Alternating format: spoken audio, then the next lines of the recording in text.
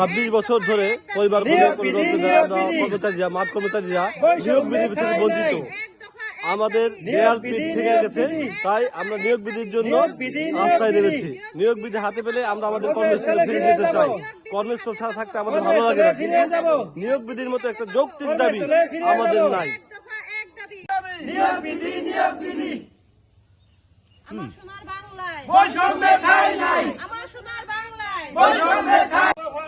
আমাদের দাবি হইল নিয়োগ বিধি। আমাদের 26 বছর যাবৎ আমরা যে ভুগতেছি, এটা আমাদের যৌক্তিক দাবি। যৌক্তিক আমাদের পাওয়া না, এটা আমরা নিয়োগ বিধি চাই। আমাদের এটা দাবি নিয়োগ বিধি। আমরা এই জন্য এখানে কর্মস্থলে করতেছি, এখানে যে সবাই মিলে অংশগ্রহণ করতেছি, অবস্থান করতেছি।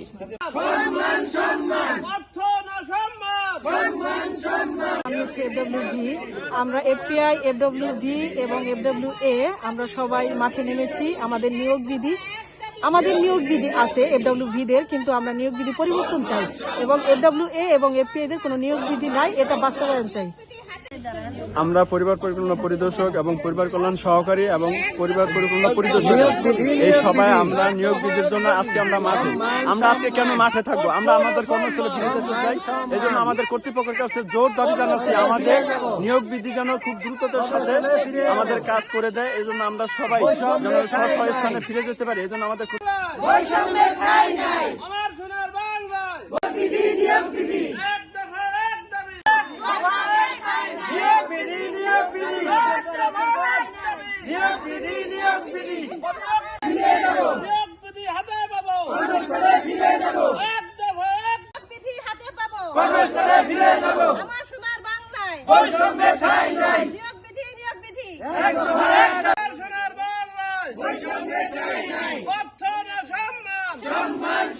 যে নিয়োগ হয়েছে এটা একটা বৈধতার পত্রই নাই, সেই জন্য আমাদের নিয়োগ বিধির জন্য আমরা আন্দোলন করে যাচ্ছি।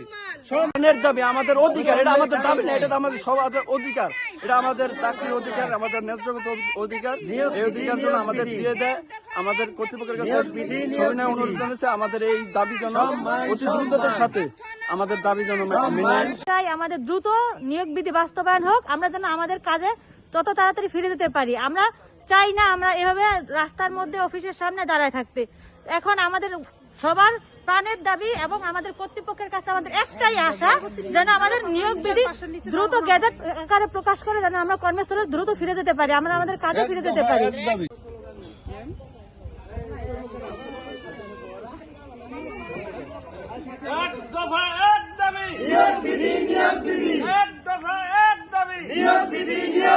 আমার সোনার বাংলা বৈষম্যের ঠাঁই